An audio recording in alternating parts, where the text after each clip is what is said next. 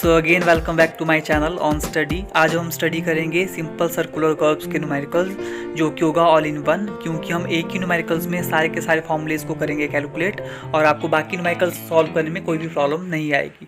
So start करते हैं आज का लेक्चर। सो ये है न्यूमेरिकल सिंपल सर्कुलर कर्व्स का। कर्व चैप्टर में अभी तक हमने जो भी फॉर्मूलेज पढ़े हुए हैं लास्ट लेक्चर में, वो सारे फॉर्मूलेज हम इसी न्यूमेरिकल में यूज़ करेंगे, क्योंकि ये न्यूमेरिकल ऑल इन वन है। सो इसके बाद जो भी आप न्यूमेरिकल्स करेंगे आपको ज़्यादा प्रॉब्लम नहीं आएगी सिंपल सर्कुलर कर्व्स के न्यूमेरिकल को सॉल्व करने में, क्योंकि जितने भी फॉर्मूलेज हैं वो हम इसी न्यूमेरिकल में सॉल्व करेंगे। सो देखते हैं इस न्यूमेरिकल में क्या पूछा हुआ है। A simple circular curves is to have a radius of 573 metre, the tangents intersect at chain is 1060 metre and the angle of intersection is 120 degree. And पूछा है यहाँ पर कि find these terms. So simple circular curves का जो हमने lecture लिया हुआ था उसमें जो डायग्राम बनाया हुआ था और उस डायग्राम के थ्रू ही हमने इन सभी टर्म्स के फॉर्मूलेज को कैलकुलेट किया था, तो वही सेम डायग्राम हम इस न्यूमेरिकल में भी बनाएंगे। तो सबसे पहले तो डायग्राम बनाते हैं और डायग्राम में हम शो करेंगे कि इस न्यूमेरिकल में क्या क्या चीज़ें गिवन है। अब क्योंकि ये सिंपल सर्कुलर कर्व्स है और आपने पढ़ा है डेफिनेशन में कि सिंपल सर्कुलर कर्व्स में दो टेंजेंट होते हैं और दो टेंजेंट को हम मिलाकर एक कर्व बनाते हैं, that is called simple circular curve. अब न्यूमेरिकल में गिवन है कि इस कर्व का जो रेडियस है वो है 573 metre. 573 metre is the radius of this curve और इसमें ये है लेंथ ऑफ लॉन्गेस्ट कॉर्ड जो कि हमें कैलकुलेट करनी है। अब इसके बाद न्यूमेरिकल में ही गिवन है the tangents intersect at chain is 1060। तो ये दो टेंजेंट है और जहाँ पर ये इंटरसेक्ट हो रही हैं वो पॉइंट हमारे पास V है और जो कि है 1060 ये वाला पॉइंट। उसके बाद एंगल ऑफ इंटरसेक्शन भी गिवन है, जहाँ पर इंटरसेक्ट हो रही हैं दो टेंजेंट वो भी गिवन है 120 डिग्री। और हमें पूछा है, हमें निकालना है length of the tangent, length of the longest chord this one, और जो एंडिंग पोर्शन है और स्टार्टिंग पोर्शन और एंडिंग पोर्शन है कर्व्स का वो कैलकुलेट करना है। Number of full and sub chords, जो यहाँ पर ये हमारे पास सब कॉर्ड्स हैं, इस तरह से कॉर्ड्स बनती हैं, तो उनकी भी हमारे को लेंथ निकालनी है। अब आपने सिंपल सर्कुलर कर्व्स में पढ़ा था कि जो हमारे पास ये वाला एंगल होता है हमारे पास 5 होता है, 120 डिग्री हमारे पास गिवन है, 5 हमारे को निकालना है। सो देखते हैं किस तरह से ये निकलेगा। So the deflection angle phi ये वाला वो कैसे निकलेगा। सो ये टोटल हमारे पास जो है यहाँ से लेकर यहाँ तक एंगल है वो हमारे पास 180 डिग्री है। ये वाला पोर्शन हमारे पास गिवन है -120 डिग्री। टोटल में से मैं अगर 120 माइनस कर दूँ तो मेरे पास ये बच जाएगा और वो आएगा 60 डिग्री। सो 5 हमारे पास आ गया 60 डिग्री। मैं यहाँ पर भी लिख रहा हूँ 5 = 60 डिग्री। अब इतना करने के बाद हम 1 बाय 1 इसे कैलकुलेट करते हैं जो हमें गिवन है सिंपल सर्कुलर कर्व्स में। सो सबसे पहले पूछा है टेंजेंट का डिस्टेंस या फिर length of tangent, this one. एक टेंजेंट ये है और एक टेंजेंट ये है, सो हमें दोनों इक्वल हैं, सो कोई एक ही हम निकालेंगे। सो स्टेप फर्स्ट या फिर case 1, that is tangent distance या फिर टेंजेंट लेंथ। और इसके लिए हमने जो फॉर्मूला कैलकुलेट किया था वो है R10 5/2। आप इससे पहले का लेक्चर देख सकते हैं, वहाँ पर सिंपल सर्कुलर कर्व्स के डायग्राम और जो भी न्यूमेरिकल्स के लिए फॉर्मूले यूज़ होंगे वो हमने सारे कैलकुलेट कर रखे हुए हैं। तो उसमें जो लेंथ ऑफ टेंजेंट है उसे निकालने के लिए R10 5/2 था। अब R हमें गिवन है ऑलरेडी जो कि 573 है इंटू 10 एज इट इज़, और ये जो हमारे पास 5 डिस्टेंस है वो भी हमने निकाला जो कि है 60 डिग्री डिवाइडेड बाय 2। सो कैलसी पर कैलकुलेट कर ये आ जाएगा, आप खुद कैलकुलेट करें, 330.85 metre length of tangent this. So length of tangent को मैं डायग्राम में लिख रहा हूँ 330.85 मीटर, यह है लेंथ ऑफ टेंजेंट। अब इसके बाद हम कैलकुलेट करेंगे length of curve. And first tangent point और लास्ट टेंजेंट पॉइंट, जैसे कि यहाँ पूछा हुआ है beginning and end point of the curves. So हम लेंथ ऑफ कर्व्स भी कैलकुलेट करेंगे और टेंजेंट का स्टार्टिंग पॉइंट और एंड पोर्शन भी कैलकुलेट करेंगे। सो केस सेकंड में आ जाएगा लेंथ ऑफ कर्व, और इसके लिए भी हमने फॉर्मूला पहले से ही कैलकुलेट करवा रखा है, और जो कि था 2πr divided by 360 degree into में फाई। सो इसमें हम वैल्यूज़ पुट करेंगे 2 एज इट इज़। फाई की वैल्यू 3.14 होती है, इंटू आर भी हमारे पास गिवन है ऑलरेडी 537 डिवाइडेड बाय 360 डिग्री, और इंटू में फाई जो कि था 60 डिग्री। सो ये कैलकुलेट कर आएगा 600 मीटर। सो ये आ गई हमारे पास लेंथ ऑफ कर्व।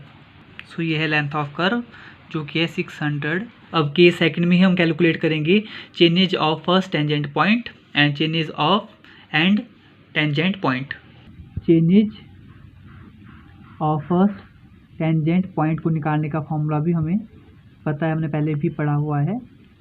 तो ये कैसे होगा, इक्वल टू चेंजेज ऑफ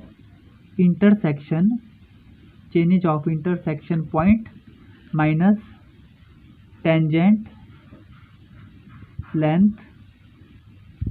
तो इन दोनों को माइनस करेंगे तो chainage of first tangent point को हम निकाल देंगे।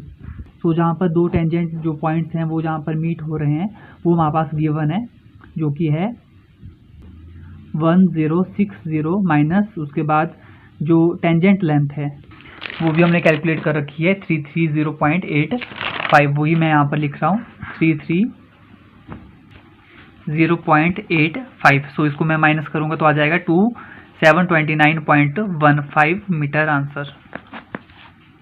सो T1 आ गया हमारे पास यहाँ पर 729.15 मीटर। अब T2 भी हम ऐसे ही कैलकुलेट करेंगे एंड पॉइंट, बट जब हम एंड पॉइंट निकालते हैं उसके लिए फॉर्मूला थोड़ा सा डिफरेंट है। उसमें हम क्या करते हैं, उसमें हम यूज़ करेंगे चेंजेज ऑफ T1 जो हमने अभी कैलकुलेट किया हुआ। सो चेंजेज ऑफ T1, उसके बाद प्लस करेंगे, यहाँ पर हमने माइनस किया था, यहाँ पर हम प्लस करेंगे length of curve. Length of curve भी हमने कैलकुलेट कर रखी हुई है जो कि थी 600। सो जो हमने अभी कैलकुलेट किया T1 वो है 729.15 प्लस लेंथ ऑफ कर्व है 600। सो इसको कैलकुलेट करेंगे तो आ जाएगा 1329.15 मीटर आंसर। सो T2 कितना आ गया 1329.15 मीटर। उसके बाद थर्ड पूछा है length of the longest chord. ये हमारे पास लॉन्गेस्ट कॉर्ड है, सो इसकी लेंथ भी हमें अब कैलकुलेट करनी है। सो केस थर्ड में आ जाएगा लेंथ ऑफ लॉन्गेस्ट या फिर लॉन्ग कॉर्ड। इसके लिए फॉर्मूला भी हमने पहले से ही देखा हुआ है जो कि है 2r sin 5i2। सो वैल्यूज़ पुट करेंगे और इसका भी आंसर हम निकाल देंगे। सो मैं यहाँ पर डायरेक्ट लिख रहा हूँ 2 इंटू में r हमारे पास है रेडियस 573 इंटू में साइन, और यहाँ पे कट करेंगे तो 30 डिग्री आ जाएगा, डायरेक्टली मैं लिख रहा हूँ। सो एल कितना आ जाएगा 573 metre answer. So length of longest chord आ गई 573 मीटर। अब इसके बाद फोर्थ केस में पूछा है degree of the curve. So case 4 आ जाएगा डिग्री ऑफ कर्व, और डिग्री ऑफ कर्व का फॉर्मूला है r equal to 1719 divided by d या फिर डिग्री। ये जो फॉर्मूला है ये 30 मीटर चेन के लिए है, जो मैंने आपको लास्ट लेक्चर में फॉर्मूला करवाया था डिग्री ऑफ कर्व्स का, वो 20 मीटर चेन्स के लिए था। यहाँ पर हम अज्यूम कर रहे हैं इस न्यूमेरिकल में कि हम 30 मीटर चेन का यूज़ कर रहे हैं फॉर द मेजरमेंट। तो उसके लिए जो r का फॉर्मूला है डिग्री ऑफ मेजरमेंट, इसको हम रीअरेंज करेंगे। आपके पास रेडियस है और आपके पास डिग्री है, सो उसके लिए फॉर्मूला आपके पास ये यूज़ होगा 30 मीटर चेन के लिए। आप यहाँ पर 20 मीटर की चेन भी यूज़ कर सकते हो और उसका ही फॉर्मूला फिर आप यूज़ करोगे। और उसका फॉर्मूला भी मैं आपको बता दूँ, जो अगर आप 20 मीटर की चेन यूज़ करें तो उसके लिए r का फॉर्मूला होगा हमारे पास 1150 डिग्री डिवाइडेड बाय डिग्री। सो इस केस में हमारे पास डिग्री का हमें रेडियस का हमें पता है, हमें डिग्री निकालनी है। सो यहाँ पर आ जाएगा 1719 डिवाइडेड बाय रेडियस 573। इसको मैं कैलकुलेट करूँगा तो डिग्री हमारे पास आ जाएगी 3 डिग्री। अब लास्ट केस में पूछा है number of full and sub chords. ये हमारे पास आर्क है और नंबर ऑफ कॉर्ड्स को मिलाकर हमारे पास एक आर्क बनती है। सो ये नंबर ऑफ कॉर्ड्स, इस तरह से हमें इन्हें कैलकुलेट करना है। सो केस फिफ्थ है नंबर ऑफ फुल एंड सब कॉर्ड। अब इसमें हमें एज्यूम करना पड़ेगा, एज्यूमिंग पैग इंटरवल, कि कितने इंटरवल के बाद हम जो है कॉर्ड्स को मेज़र कर रहे हैं। सो ये हमने पैग इंटरवल यहाँ पर एज्यूम किया है 30 metre. So changes of T1 हमारे पास निकली थी 729.15 मीटर। हम 30 मीटर का इंटरवल यूज़ कर रहे हैं तो डिवाइडेड बाय 30 चेन लेंथ। सो ये आ जाएगी हमारे पास 24, मतलब जो चेंजेस ऑफ T1 है exactly by using 30 metre interval pegs का। सो उस करके हमारे पास आ जाएगी 24। सो अब कैलकुलेट करते हैं फर्स्ट कॉर्ड की length. So for calculation of first cord हमारे पास फॉर्मूला है C1 कॉर्ड। तो सबसे पहले ये वाला लेंथ, इस लेंथ को निकालने के लिए हमारे पास ये वाला फॉर्मूला है कॉर्ड्स का, जो कि है multiple of chain length just greater than chainage at T1 minus chainage of T1 just greater than T1 बताया हुआ है। तो 24 से मैं ज़्यादा ही लूँगा, यहाँ पर 24 है तो मैं यहाँ पर ले रहा हूँ 25। अब आप 26 भी ले सकते हो, मतलब ग्रेटर देन 24 ही होना चाहिए। माइनस साइन मैंने एज इट इज़ लिखा हुआ है, फिर लिखा है changes of T1। Changes of T1 जो है 24 है, बट मैं प्लस कर रहा हूँ 9.15 मीटर। सो कैलकुलेट करके आंसर आ रहा है 20.85 मीटर। तो C1 में जो कॉर्ड की लेंथ है वो है 20.85 मीटर। इसके बाद मैं रिपीट वैसी प्रोसेस करूँगा चेंजेस एट T2। तो जो T2 की वैल्यू आई हुई थी वो है 11329.15। इसे भी मैं जो 30 मीटर का जो मैं पैग इंटरवल यूज़ कर रहा हूँ उसे से ही डिवाइड करूँगा। सो इसे डिवाइड करके जो आंसर आएगा वो है 44 फुल चेन। इसमें भी मैं ऐड करूँगा 9.15, क्योंकि इसके लास्ट में जो डिजिट आ रहा है वो है 9.15। सो इसलिए मैंने यहाँ पर ऐड किया है 9.15 मीटर। सो इस लास्ट कॉर्ड को निकालने के लिए, T2 को निकालने के लिए भी हमारे पास फॉर्मूला है जो कि हमने लास्ट लेक्चर में पढ़ा था, जो कि है changes of T2 minus multiple of chain length just less then. यहाँ पर आपके पास ग्रेटर देन था बट यहाँ पर less than changes of T2 है। T2 यहाँ पर हमारे पास लास्ट कॉर्ड है। सो यहाँ पर हमारे पास चेंजेज एट T2 जो हमने निकाली हुई है प्लस करके वो है हमारे पास 44 प्लस 9.15 माइनस ये वाला साइन, लिखा है multiple chain just less than chainage at T2। यहाँ पर हमने ऐड करके 9.15 लिखा हुआ है, तो इससे कम जो होगा वो 44 ही होगा। ठीक है, दोनों को प्लस करके जो लेस है वो मैंने लेस वैल्यू यहाँ पर ले ली है 44। तो ब्रैकेट क्लोज और जो आंसर आएगा वो है 9.15 मीटर। उसके बाद फिफ्थ केस है calculate the number of full chords and sub chords. ये हमारे पास एक कर्व है और इस कर्व में हमने डिफरेंट कॉर्ड्स को यूज़ किया हुआ है। सो तब जाकर एक हमारे पास आर्क या फिर एक कर्व बनती है। सो उसे ही हमें कैलकुलेट करना है। T1 और T2 तो हमने स्टार्टिंग और एंड पॉइंट कैलकुलेट कर दिए हैं, बट हमारे को number of full chords length को कैलकुलेट करना है। उसके लिए हमारे पास यहाँ पर फॉर्मूला है number of full chords equal to chainage of last peg minus chainage of first peg. Chainage of last peg हमने अभी कैलकुलेट किया है 44 माइनस 25 जो है चेनेज ऑफ फर्स्ट पैग है। अभी यहाँ पर देखिए chainage of first peg on the curve should be 25। T1 24 था, इससे ज़्यादा हमें लेना होता है, या तो 25 26, मैंने यहाँ पर 25 लिया हुआ है। तो वही मैंने वैल्यूज़ यहाँ पर 25 लिखा हुआ है, दोनों को माइनस करके आ जाएगा 19। Number of full chords equal to 19।